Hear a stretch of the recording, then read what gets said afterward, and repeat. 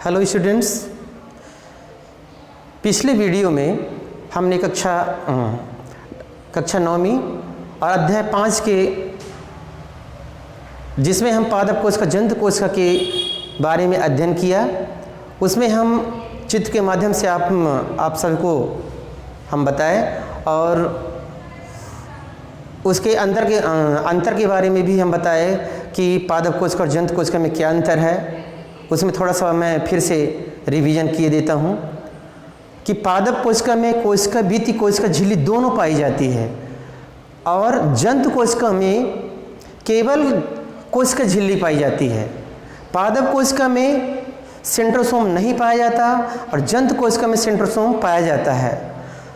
पादप कोशिका में रसधानियाँ बड़ी होती हैं और जंतु कोशिका में रसधानियाँ छोटी होती हैं। बाकी दोनों में राइबोसोम पाए जाते हैं, दोनों में माइटोकॉन्ड्रिया पाए जाते हैं, दोनों में गोल्गी बॉडी और लाइसोसोम पाए जाते हैं। आइए अब हम आगे पढ़ाने जा रहे हैं कोशिका अंगक। कोशिका अंगक क्या है? जैसे हम कहते हैं कोशिका अंगक को कोशिका के कौन कौन से अंग होते हैं, तो आइए कोशिका में 6 अंगक हैं। पहला है अंतःद्रव्यी जालिका और दूसरा है लाइसोसोम, तीसरा माइटोकॉन्ड्रिया, चौथा रसधानियाँ, पांचवा है प्लास्टिड। तो पहला नंबर है अंतर्द्रव्यी जालिका।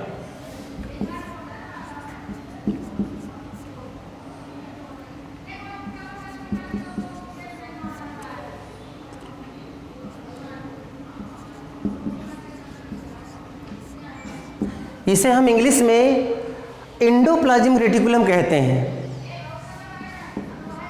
शॉर्ट में हम ER के नाम से जानते हैं, वैसे इसका पूरा नाम है एंडोप्लाज्मिक रेटिकुलम। अब एंडोप्लाज्मिक रेटिकुलम ये कहाँ होता है? कोशिका के अंदर। इसमें 2 प्रकार की एंडोप्लाज्मिक रेटिकुलम होती है, एक SER होती है और दूसरी RER होती है। इसमें 2 प्रकार की एंडोप्लाज्मिक रेटिकुलम पाई जाती है, RER और दूसरी होती है SER। RER मीन्स होता है रफ एंडोप्लाज्मिक रेटिकुलम।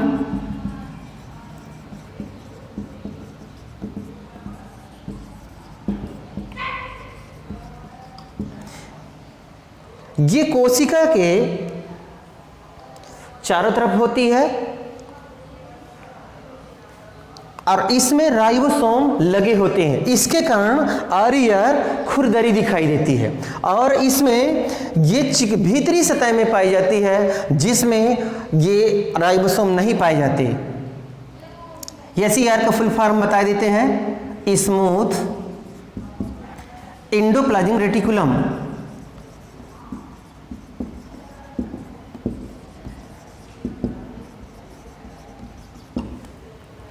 ये पहला कोशिका का अंगक हो गया। जैसे बताया कोशिका में मुख्य 6 अंगक पाए जाते हैं। पहले बताया अंतर्द्रव्यी जालिका जिसे हम ER के नाम से जानते हैं, एंडोप्लाज्मिक रेटिकुलम। अब एंडोप्लाज्मिक रेटिकुलम 2 प्रकार की होती है, RER जिसे हम रफ एंडोप्लाज्मिक रेटिकुलम और दूसरा है SER स्मूथ एंडोप्लाज्मिक रेटिकुलम। ये चिकनी एंडोप्लाज्मिक रेटिकुलम है, अंतःप्रद्रव्यी जालिका, और एक खुरदरी अंतःप्रद्रव्यी जालिका है। अब दूसरा है लाइसोसोम। जैसे आपने पिछले कक्षा में अध्ययन किया होगा कि लाइसोसोम को आत्महत्या की थैली कहा जाता है। जैसे प्रश्न उठता है कि आत्महत्या की थैली क्यों कहते हैं, आत्महत्या की थैली किसे कहा जाता है? तो आत्महत्या की थैली लाइसोसोम को कहा जाता है। और क्यों कहा जाता है? आत्महत्या की थैली इसलिए कहा जाता है उसे कि उसके अंदर जो कोशिका होती है वो कोशिका स्वयं जब उसके अंदर व्यवधान उत्पन्न होता है। कुछ कोशिकाएं व्यवधान उत्पन्न करने के कारण वो कोशिका फट जाती है और फटने के बावजूद उसमें जो पाचन करने की जो शक्ति होती है वो स्वयं कोशिका को पाचित कर देती है। इसे उस कोशिका को, उस अंग को हम कह देते हैं लाइसोसोम। इसलिए लाइसोसोम को क्या कहते हैं? आत्महत्या की थैली। तीसरा अंगक है, दूसरा लाइसोसोम हो गया।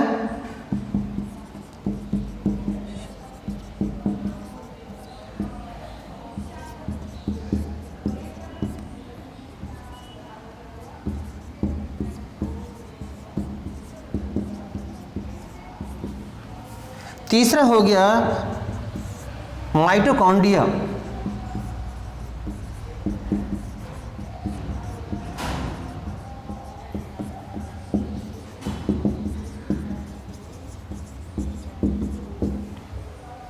माइटोकॉन्ड्रिया को हम कोशिका का ऊर्जा गृह कहते हैं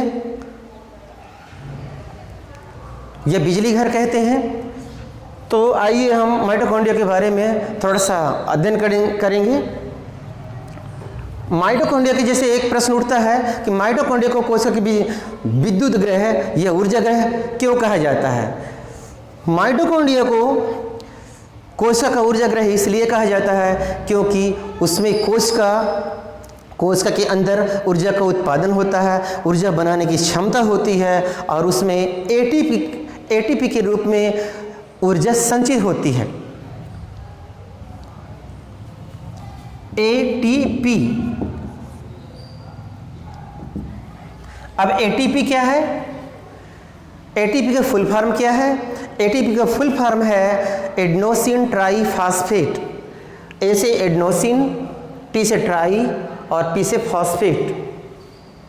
तो माइटोकॉन्ड्रिया को कोशिका का ऊर्जा गृह कहा जाता है। इसलिए कहा जाता है क्योंकि माइटोकॉन्ड्रिया के अंदर ऊर्जा उत्पन्न करने की क्षमता पाई जाती है और जो एटीपी के रूप में उसके अंदर संचित रहती है। माइटोकॉन्ड्रिया में दो झिल्लियाँ होती हैं। बाहरी झिल्ली चिकनी होती है, दो परत की होती है। तो बाहरी झिल्ली जो है चिकनी होती है और अंदर की झिल्ली जो होती है वो फोल्डेड होती है, अंदर से बलित होती है या मुड़ी हुई होती है।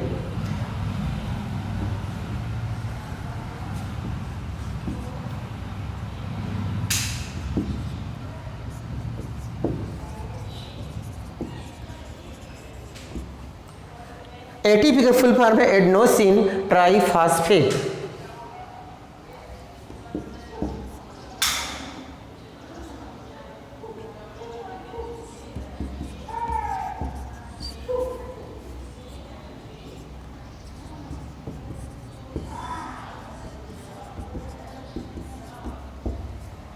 Adenosine triphosphate.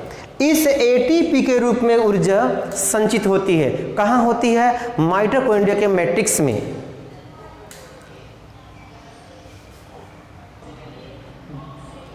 आइए अभी हम कोशिका अंगक के बारे में बता रहे थे। 3 बता चुके हैं। पहले बताए हम एंडोप्लाज्मिक रेटिकुलम, दूसरा बताए लाइसोसोम, तीसरा बताए हैं माइटोकॉन्ड्रिया और चौथा है गोल्गी बॉडी। इसको गोल्गी बॉडी भी कहते हैं, गोल्गी उपकरण या गोल्गी काय भी बोलते हैं। अब गोल्गी बॉडी या गोल्गी काय का निर्माण कैसे होता है? गोल्गी बॉडी का निर्माण लाइसोसोम के द्वारा होता है जो एक दूसरे से कनेक्टेड रहते हैं। अब जैसे इसके पहले हम बता चुके लाइसोसोम को आत्महत्या की थैली कहा जाता है। अब अगला है प्लास्टिड। प्लास्टिड को हम हिंदी में कह देते हैं लवक।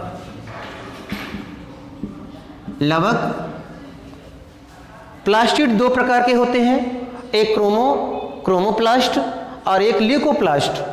क्रोमोप्लास्ट का तात्पर्य है कि इसमें रंगीन वर्णक पाए जाते हैं जिसके कारण पत्तियां हरी दिखाई देती हैं। जैसे हम बच्चों से पूछते हैं कि पत्तियां हरी क्यों दिखाई देती हैं? पत्तियों का हरापन क्लोरोफिल के कारण हरा दिखाई देता है। तो पत्तियां क्लोरोफिल के कारण रंगीन दिखाई देती हैं। जैसे इसके पहले मैं बता चुका हूं कि क्लोरो मीन्स होता है ग्रीन, और ग्रीन मीन्स होता है हरा, और फिल मीन्स होता है लीफ, अब लीफ मीन्स होता है पत्ती या पत्ता। तो हरी पत्ती, तो क्लोरोप्लास्ट के अंदर क्लोरोफिल पाया जाता है, जिसके कारण पत्तियों का रंग हरा दिखाई देता है। और दूसरा है ल्यूकोप्लास्ट। ल्यूकोप्लास्ट के कारण श्वेत तथा रंगहीन, ल्यूकोप्लास्ट एक ऐसा वर्णक है जिसके कारण कलर स्पष्ट नहीं दिखाई देता, वो श्वेत कलर दिखाई देगा, अर्थात उसमें रंग नहीं होता। और क्रोमोप्लास्ट के कारण पत्तियां या पेड़ पौधे की पत्तियां रंगीन दिखाई देती हैं। अगला है रसधानियां।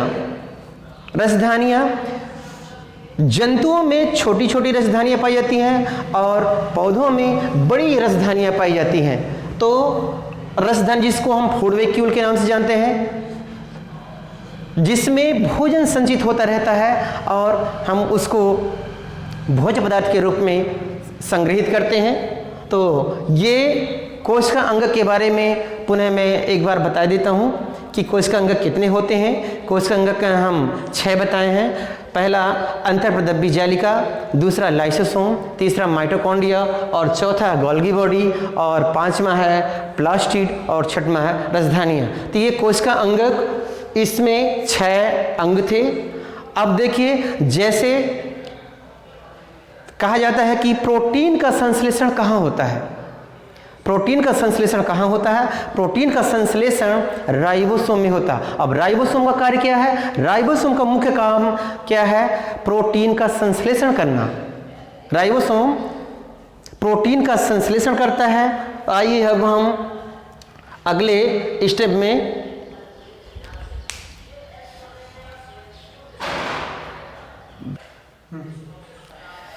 देखिए, आज हम इसके बारे में कोशिका अंग के बारे में पढ़े हैं कि कोशिका अंग में कौन कौन से होते हैं। देखिए, पहला नंबर बताए हैं अंतर्प्रदब्बी जालिका, दूसरा बताए लाइसोसोम, तीसरा बताए माइटोकॉन्ड्रिया, और चौथा है गोल्गी बॉडी या गोल्गी उपकरण, और 5वें नंबर में बताए हैं प्लास्टिड। प्लास्टिड में 2 भाग बताए हैं, क्रोमोप्लास्ट और ल्यूकोप्लास्ट। क्रोमोप्लास्ट रंगीन और ल्यूकोप्लास्ट श्वेत तथा रंगहीन, और 6वें नंबर में रसधानियाँ। अब देखिए, ये 6 के हम थोड़ा थोड़ा कार्य बताए हैं। अब इसमें देखिए, हम लाइसोसोम के बारे में बता चुके हैं कि लाइसोसोम को क्या कहते हैं। लाइसोसोम को आत्महत्या की थैली कहते हैं। दूसरा क्वेश्चन कि माइटोकॉन्ड्रिया को कोशिका का विद्युत ग्रह या ऊर्जा ग्रह क्यों कहा जाता है, इसके बारे में हम बता चुके हैं। और एक क्वेश्चन और बताएं हम कि प्रोटीन का संश्लेषण कहाँ होता है। तो प्रोटीन का संश्लेषण कहाँ होता है? राइबोसोम में। एक क्वेश्चन है कि 2 ऐसे अंगकों के नाम बताइए जिनका आनुवंशिक पदार्थ होता है या पाया जाता है। तो 2 ऐसे अंगक हैं जिनका आनुवंशिक पदार्थ होता है। पहला होता है प्लास्टिड और दूसरा है माइटोकॉन्ड्रिया। अब अगले वीडियो में हम ऊतक के बारे में अध्ययन करेंगे।